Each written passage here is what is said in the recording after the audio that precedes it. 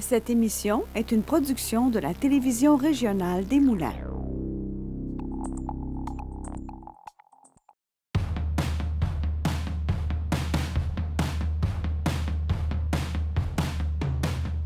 Ce soir à l'émission, Léonie Gray est en studio. Marie-Magine raconte des histoires. Et on rencontre Pierre Legrand.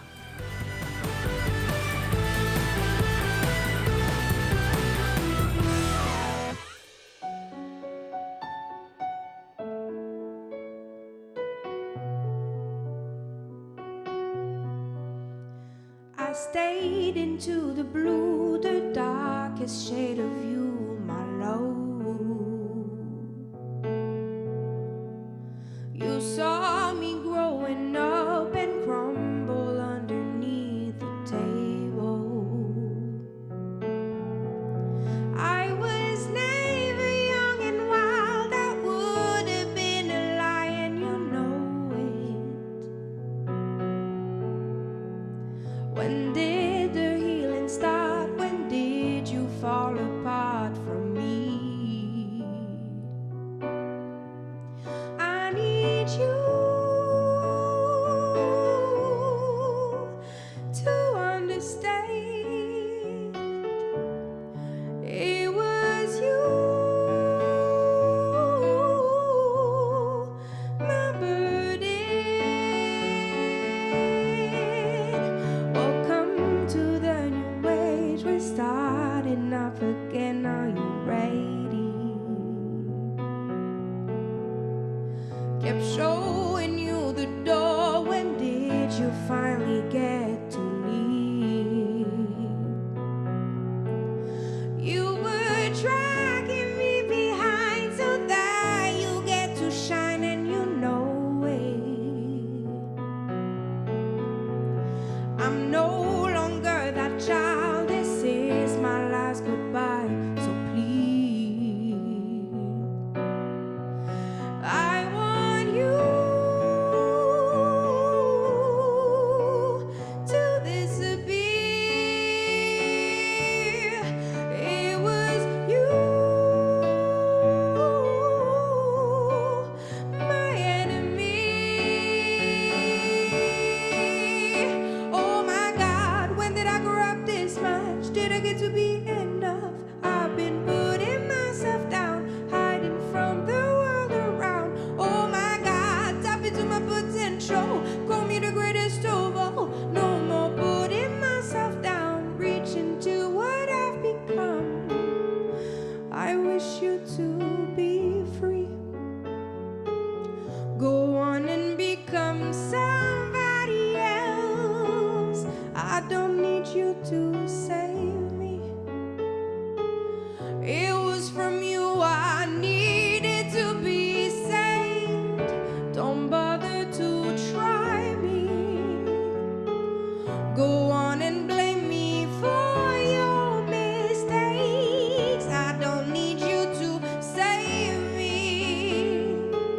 It was from you I needed to be saved. Oh my God, when did I grow up this much? Did I get to be enough? I've been putting myself down, hiding from the world around. Oh my God, tap into my potential, call me the greatest of all. No more putting myself down, reaching to what I've become. Oh my God.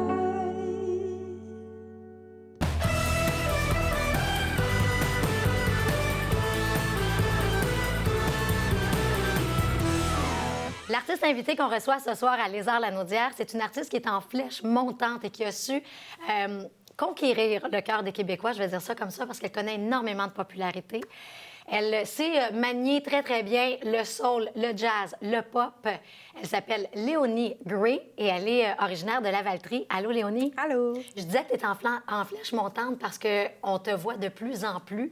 Particulièrement, moi, j'ai vu un essor extraordinaire sur les réseaux sociaux. Et puis même quand on a dit aux plus jeunes bénévoles qu'on te recevait à l'émission, ils ont fait « Ah ouais, Léonie Gray, wow, c'est écœurant! » C'est non mais drôle. Oui. Donc, je suis allée voir tes clips. J'en ai vu 3, mais je sais qu'il y en a beaucoup plus que ça. Puis tu as quand même des milliers de spectateurs qui ont vu tes clips. Tu fais de la musique depuis que tu es toute jeune. Ouais. Ton père est musicien, donc Ouais. tu as baigné là-dedans. Quelles sont tes influences? J'ai plusieurs influences. Tu sais, quand on est jeune, on absorbe beaucoup Oui. tu sais, tout ce qu'on voit, tout ce qu'on entend. Puis quand j'étais jeune, bien évidemment, il y avait beaucoup de jazz, de musique classique aussi qui jouait chez moi. Mais personnellement, j'écoutais beaucoup, beaucoup de Etta James, Corinne Bailey Rae, Billie Holiday, Amy Winehouse. Fait que ça, c'est beaucoup des influences que j'avais étant plus jeune. Puis maintenant, c'est très spontané, tu sais, quand je vais sur justement des réseaux sociaux puis je Ouais. vois un artiste que j'aime beaucoup, bien automatiquement, je mets cette personne-là dans ma playlist puis je l'écoute en boucle. Fait que c'est sûr que ça m'influence aussi Ouais. sans nécessairement que je m'en rende compte, là. Tu parlais d'Amy Winehouse. C'est un peu la référence que je t'ai fait. Je ne sais pas si on te la fait souvent, Oui. cette référence-là, mais même, je vais dire en anglais, oui, on le sent bien, le grain de voix, mais même en français, on l'entend. Puis tu as vraiment un grain de voix qui est particulier. Donc ça, c'est super accrocheur. Puis c'est le fun aussi de voir que tu amènes un espèce de petit côté très... J'ai du petit côté, il est quand même très présent. Tout ce qui est artistique, c'est pop, c'est coloré, ça fait un vintage aussi dans tes clips. Je trouve ça vraiment le fun. Puis il y a tout un mélange artistique qui est j'imagine, très bien pensé, conçu. Ben oui, puis tu sais, même en dehors de ma carrière artistique, je suis très créative dans mon quotidien. J'ai beaucoup de hobbies, tu sais, très créatifs. Fait que c'est sûr que ça aussi, ça a une influence sur ma Ouais. carrière. Puis j'aime, tu sais, mon appartement au complet, c'est des meubles seconde main. Toute ma garde-robe, c'est des vêtements seconde main. Je suis très... Depuis que je suis jeune, je tripe vraiment années 50, 60, 70. Fait que OK. ça m'accompagne vraiment là-dedans depuis Ouais. longtemps. Tu as appris le piano pendant Ouais. la COVID. Ouais. Puis tu me disais, moi, quand je focus sur quelque chose que je veux faire ou que je veux apprendre, là, je le fais en étapes, mais Ouais. je le fais de façon intensive. Ouais. J'aimerais ça que tu nous en parles. Oui, ben la pandémie est arrivée, comme tout le monde, puis je suis allée me réfugier en banlieue chez mes parents. Puis justement, Anne-Sophie Coiteux, qui est la pianiste qui joue dans mon band, ben elle aussi, elle avait beaucoup de temps libre. Fait que j'ai juste écrit, j'ai dit, j'aimerais ça que tu me donnes des cours de piano. Fait qu'on a fait ça en FaceTime quelques fois. Puis après ça, ben c'était du 9 à 4 de piano. Après ça, j'allais faire le souper. Je passais du temps avec mes parents. Puis après ça, j'en refaisais jusqu'à peut-être minuit, 1 heure du matin. Wow. Pendant 1 mois, 2 mois, c'est ça. J'étais vraiment hyper focus. Étais-tu comme ça quand tu étais petite aussi? Oui, c'était plus... c'était pas tant musical, mon hyper focus, mais je dessinais vraiment beaucoup, comme des sacs poubelles pleins aux 3 jours. C'était beaucoup, beaucoup, beaucoup. Puis, ben tout ça en écoutant de la musique, fait que j'absorbais absolument Ouais. tout. Puis je l'utilise beaucoup aujourd'hui encore, tu sais, dans ma carrière, dans ma musique, tout ce qui est créatif, artistique, même si c'est visuel, ce qui est photo, direction artistique, ben je sens que je peux quand même avoir un certain input puis contrôle là-dessus. tu sais. Oui, parce que justement, tu te produis. Donc, tu utilises chaque facette de la carrière artistique pour toi-même te manager, en bon français. Oui, ben tu sais, c'est sûr que j'ai une équipe, mais ce que j'aime vraiment beaucoup, tu sais, je travaille avec la Maison Mère depuis novembre 2019, puis travailler avec une nouvelle équipe, c'est d'apprendre à se connaître en même temps, tu sais, quand tu signes. Puis finalement, Léonie Bourassa, ma gérante, elle a vraiment appris à me faire confiance sur toutes ces facettes-là. Avant, tu sais, c'est sûr que l'équipe était peut-être plus grosse, mais j'avais moins de contrôle. Ouais. Puis maintenant, j'arrive plus justement à m'épanouir là-dedans À l'apprécier. à cause de la confiance de mon équipe. Ah, génial. Ouais. J'aimerais ça que tu nous parles aussi de la chanson Oh My God, OMG, que tu nous présentes à Lézard-la-Naudière. Ça a été tourné où? Enregistré, tu veux Enregistré, dire? oui, excuse-moi. Ça a été enregistré au studio Planète à Montréal, mais l'idée m'est venue quand j'étais en voyage en Italie en c'est mai ça. dernier. Puis, tu sais, on venait de souper, puis on se promenait dans Florence, sur le bord de l'eau, puis... des fois, j'ai des... Une mélodie. Ouais, j'ai une mélodie dans mon oreille, puis je me dis, voyons, c'est quoi cette chanson-là? Puis finalement, je me rends compte que c'est pas une chanson qui existe. Puis automatiquement, j'enregistre un mémo vocal, je l'envoie à mon réalisateur, puis j'ai dit, quand je reviens à Montréal, c'est sûr qu'on enregistre ça, puis c'est ça qu'on a fait, là. Ouais. Est-ce que ça devient souvent comme ça par inspiration ou tu as une méthode de travail? Tu t'attribues du temps pour écrire? En général, c'est plus, je vais directement en studio, OK.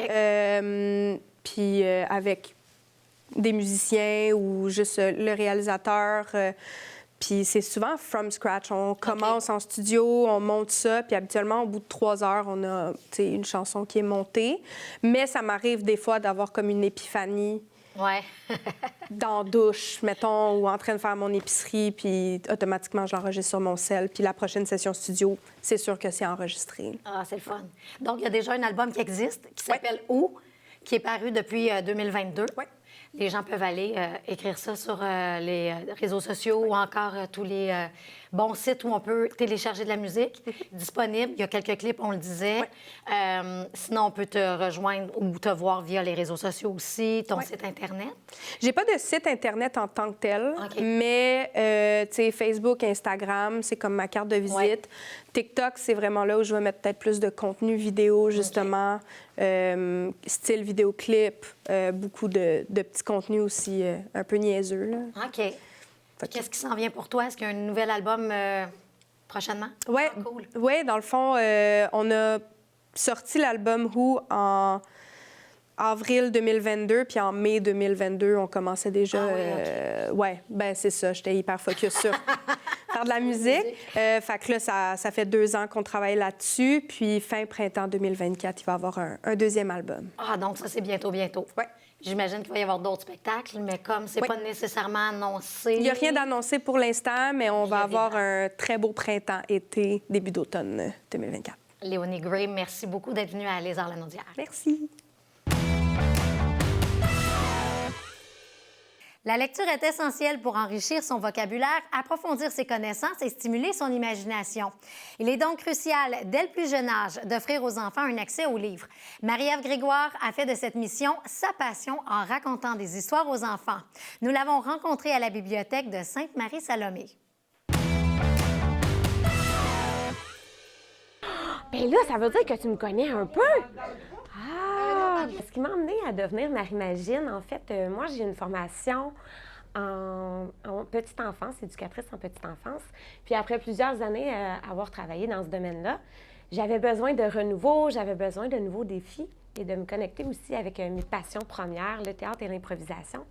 Mais je voulais quand même garder un lien avec la petite enfance. Fait que de là est née l'idée de Marie-Magine. J'ai toujours mes marionnettes avec moi. Les marionnettes, elles sont là pour l'approche avec les enfants. Lorsqu'ils arrivent, c'est comme ma façon de les accueillir. Ça brise un peu la petite gêne que des fois les enfants peuvent avoir avec moi. Fait que c'est plus facile pour moi de créer un lien. Sinon, pour les accessoires, selon le thème, la thématique de mes histoires, j'ai quelques petits accessoires, mais très peu. Parce que dans le fond, ce que je veux, c'est que je veux que les enfants aient toute leur place pour leur imagination. Fait que les quelques petits accessoires que j'aurai avec moi, bien, ça va être pour stimuler leur créativité. Tout autour de l'histoire, moi, j'essaie aussi de créer un univers qui est quand même assez dynamique. Les enfants, là, sont hyper sollicités durant mes animations. Je veux vraiment qu'ils participent, je veux garder leur intérêt. Je veux qu'ils se sentent impliqués au niveau de la résolution de problèmes, de donner leurs idées. Je veux vraiment stimuler leur créativité, leur langage. Et toi, ta crème glacée préférée? À la gomme ballon. Le titre de mon livre est Crème glacée, limonade sucrée. Alors, on peut commencer l'histoire. Tu es prête? Les endroits où les enfants peuvent me voir, ce sont dans les écoles, lorsque les écoles m'engagent.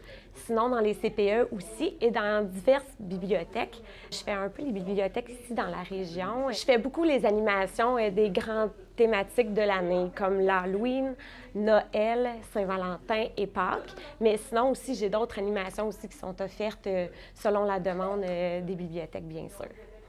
Je donne aussi des ateliers d'improvisation aux jeunes, surtout de 8 à 12 ans, mais j'ai aussi travaillé à l'improvisation avec même des enfants de l'âge maternel, première année, deuxième année. C'est tout le temps de façon très ludique. Je veux pas... je veux que ça reste dans le jeu, parce que l'improvisation, à la base, c'est ça. On fait tout le temps un petit réchauffement, des petits ateliers pour pratiquer nos personnages, nos émotions, comment parler fort, comment croire en ce qu'on est en train de faire. Ça, c'est un gros défi pour les enfants. D'oublier qu'on est nous et de prendre la peau du personnage. Donc, on travaille beaucoup ça. Puis après, la deuxième partie de mon atelier, bien là, je garde toujours un moment pour justement faire un petit match d'improvisation. Je leur explique très vite c'est quoi une mixte, une comparée, les différents thèmes qu'on peut avoir, les différentes catégories. Et puis après, les jeunes se lancent. Et quand on dit improvisation, bien c'est ça, c'est sans filet. À la base, c'est ça, je veux leur donner confiance en eux. L'improvisation, c'est ça que ça travaille, la confiance, la capacité de s'exprimer facilement. Fait que voilà, c'est toujours avec bienveillance et beaucoup d'entrain que je les accompagne dans mes ateliers d'improvisation. Bonjour, nous sommes présentement à Terrebonne dans l'atelier de l'artiste Pierre Legrand qui, par sa sensibilité ainsi que son observation des détails de la nature, a su conquérir le cœur de plusieurs personnes, dont la ville de Terrebonne. On va pouvoir échanger avec lui sur sa création artistique. Quand j'ai fait des recherches justement par rapport à vos inspirations, vous disiez que l'arbre avait toujours fait partie de votre vie, dont le poirier qui était le premier arbre que vous aviez dans votre cours, si je ne me trompe pas. Oui. Qu'est-ce qui vous avait attiré justement par rapport à l'arbre, le poirier, pour que ça continue justement dans vos créations? En fait, c'est presque une histoire triste. C'est une histoire de famille. J'avais des parents, je devais avoir 8 ans. À ce moment-là, j'avais des parents qui s'entendaient pas, c'était toujours des chicanes. Et moi, je me sauvais de ma chambre et je montais dans le jardin, dans un immense poirier. Et je me réfugiais là, puis je pouvais passer la nuit, là. Et ce poirier-là, ben, il est devenu comme mon refuge. Je suis resté accroché aux arbres. Et puis les arbres qui sont tout croches, des arbres qui ont eu une vie très dure, très difficile. C'est ça qui m'attire. Pour moi, c'est toute une histoire de vie au travers de ces arbres-là. Est-ce que vous entrez dans une sorte de connexion avec votre œuvre ou l'arbre quand vous pensez à c'est quoi qui vous dit Avec l'arbre. Avec l'arbre d'abord, parce que je revis, quand c'est possible, ce que j'ai vécu. Je le vois, je le sens, je le ressens. Et à ce moment-là, je peux bien le traduire, je peux bien lui donner un aspect encore plus esthétique peut-être. Je modifie, j'y enlève sa souffrance. Mais je le fixe. Puis là, je suis vraiment dans une bulle, là, à ce moment-là, quand je parle. Je le dessine, mais je suis plus... C'est plus mon dessin, là. Je suis sur place. Je vais travailler avec des stylos là, qui sont à 0,1 millimètre. C'est vraiment tout fin, me permettant d'aller chercher des petites nuances, des petits détails, une petite nervure, une bosse, un relief, une ombre, une lumière. Ouais. Puis ça peut vous prendre combien de temps approximativement une création d'un œuvre? Je ne compte pas trop mes heures. J'en ai compté pour un dessin où j'ai passé 300 heures dessus. Pour moi, un paysage ou un arbre, là, c'est plus qu'un arbre. C'est une vie, c'est un langage, c'est une expression qu'il a, une chaleur, une lumière même qui se dégage de ça. Ouais. Vous créez vos œuvres soit en monochrome ou en couleur. Comment est-ce que vous définissez justement que cette œuvre va être soit monochrome ou vous allez utiliser de la couleur? Est-ce que c'est quelque chose que vous savez, quelque chose que vous sentez? Je le ressens avant de le commencer, pour pouvoir donner une autre atmosphère. Je préfère travailler le noir et blanc, ça c'est définitivement. Mais des fois, je me dis, ah non, il y a une lumière qui va se dégager, qui va ressortir de ça, il faut que je mette de la couleur. Et ce n'est pas nécessairement une couleur, la couleur de l'arbre comme telle, mais originale. Dans mon esprit, dans ma vision, comme celui-là, je le vois bleu, là, il est bleu. En général, je préfère travailler les noirs et blancs. Et justement, l'œuvre que la Ville de Terrebonne a rachetée est une œuvre en noir et blanc. Oui. Pourriez-vous en dire davantage sur l'œuvre justement qu'on voit ici présente et comment vous vous êtes senti lorsqu'on vous a approché?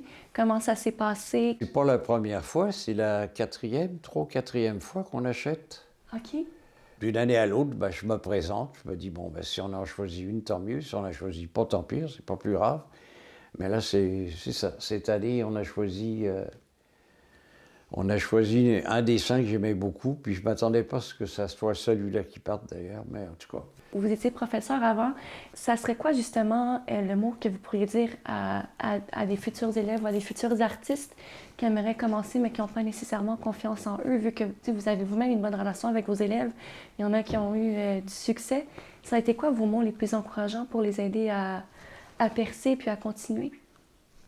D'abord, à les écouter. D'abord, à les écouter, à les entendre, à les comprendre, puis de les accompagner. Pas nécessairement dans le milieu artistique. Ils avaient des choses à balayer.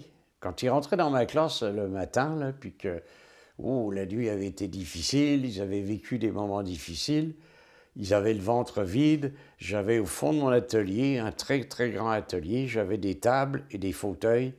Le petit déjeuner, tu prends 10 minutes, 15 minutes, puis ensuite, tu vas être apte à pouvoir recevoir ce que j'ai à te dire et à faire.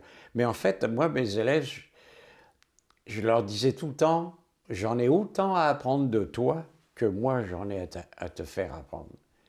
Ce que toi, tu vas me montrer, moi, ça va m'aider à me diriger pour mieux t'accompagner après.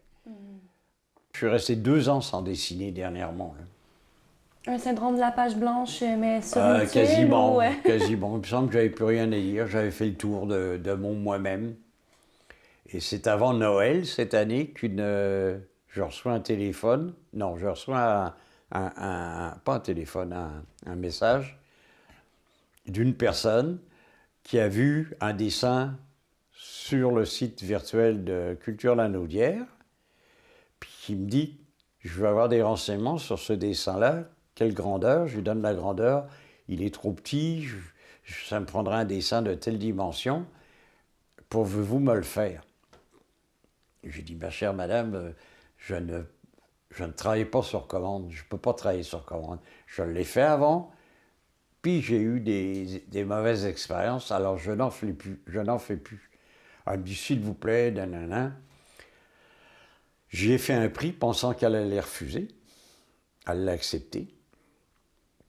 Alors, j'ai dit, écoutez, si vous voulez que je fasse le travail, donnez-moi 50% du prix. Elle me dit, aucun problème.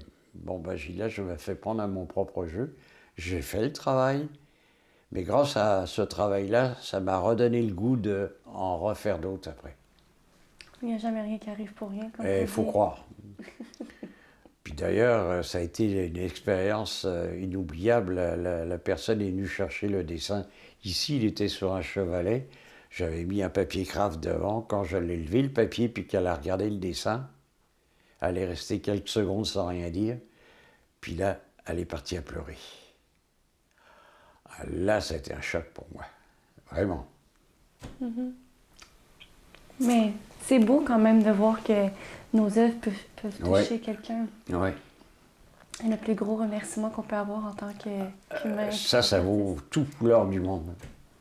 Mais je vous remercie beaucoup pour votre temps, Monsieur Legrand. C'est C'est un gentil. plaisir d'échanger avec vous. Merci à vous. Merci beaucoup.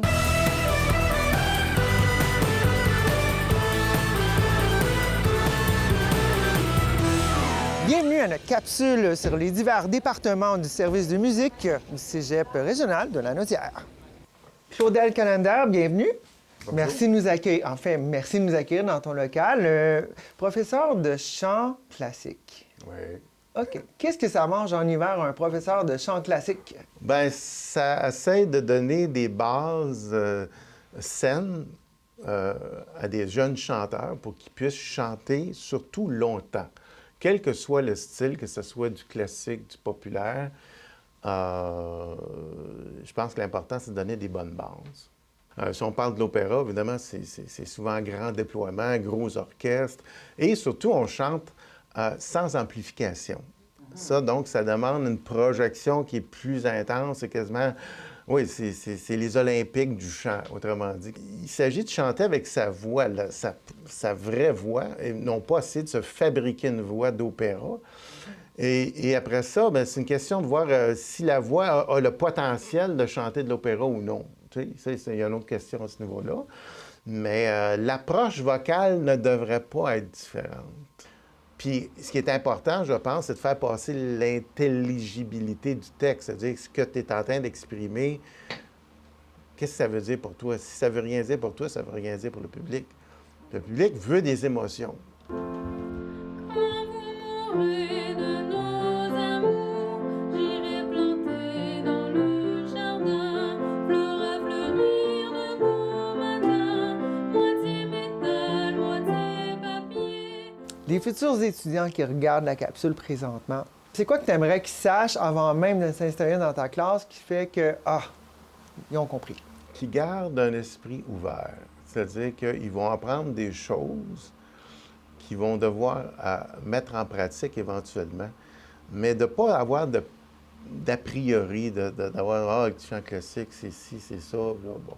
Ton moment favori dans toutes ces années d'enseignement?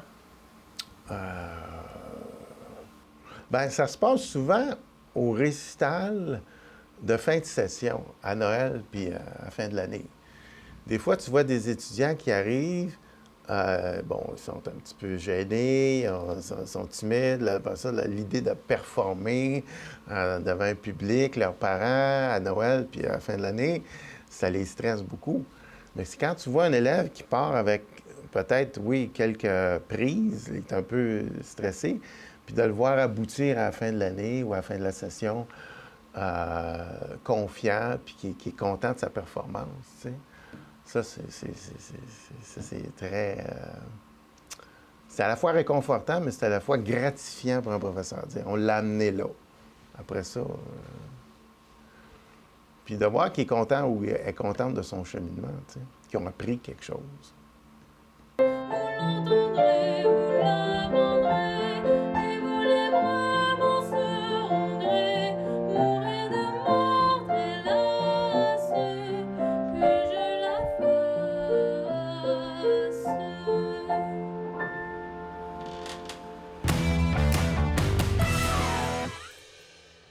C'est ce qui conclut notre émission de Lézard la Naudière d'aujourd'hui. J'espère que vous avez apprécié.